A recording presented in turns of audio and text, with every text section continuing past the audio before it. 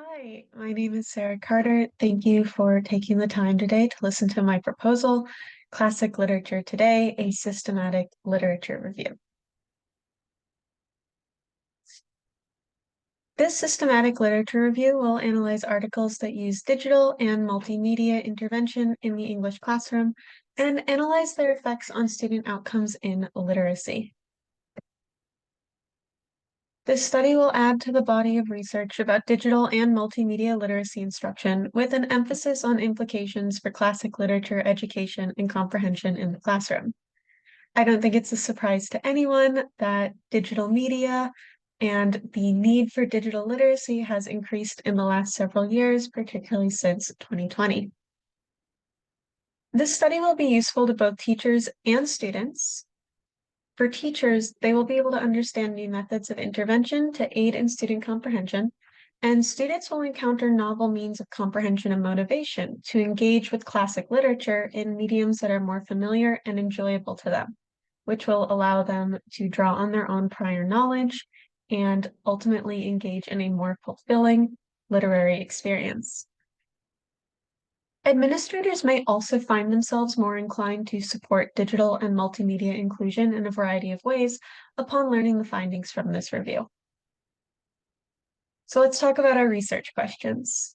First, what literature exists on multimedia currently within the last decade being used in the English classroom? And second, what does this literature say are the benefits of multimedia usage?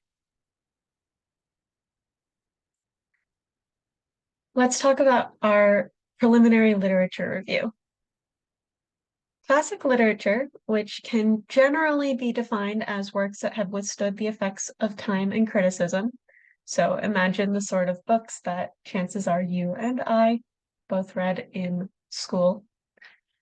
Classic literature is slowly losing its place as a cornerstone of ELA education, with more emphasis on short stories, popular literature, and technical literature.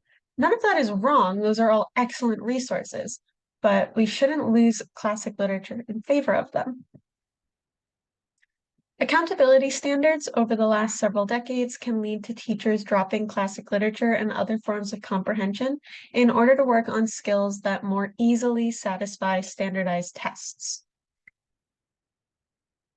Despite this, despite all the work towards accountability, comprehension scores across the country can be as little as 38% of students reaching proficiency in recent years.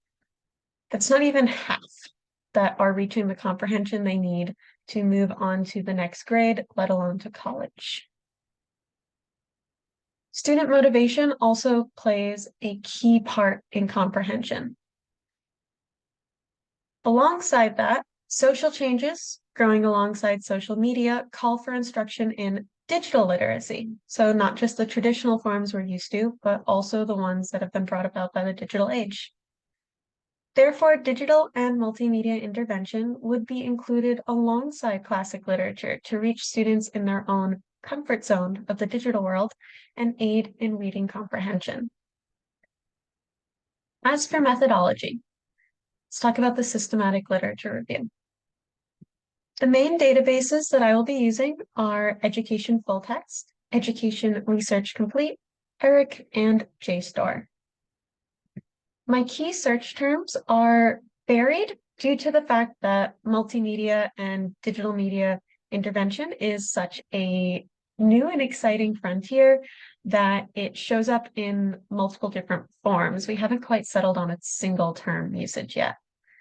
But these are multimedia, multimedia intervention, multimedia literacy, digital humanities, and digital literacy comprehension. Gray literature will be included from various government departments, such as the California Board of Education, as well as published anecdotal reports from teachers. Seminal works reference pages will be scanned for relevant titles. So let's talk about my inclusion and exclusion criteria. Studies must include either multimedia or digital media use in the classroom, though there are a wide range of other fascinating interventions. In order to keep this project sufficiently narrowed, we will be sticking to multimedia and digital media. Further, due to the rapid change inherent to technology in the modern era, I'm sure we can all remember that just 10 years ago, we were using our iPod classics.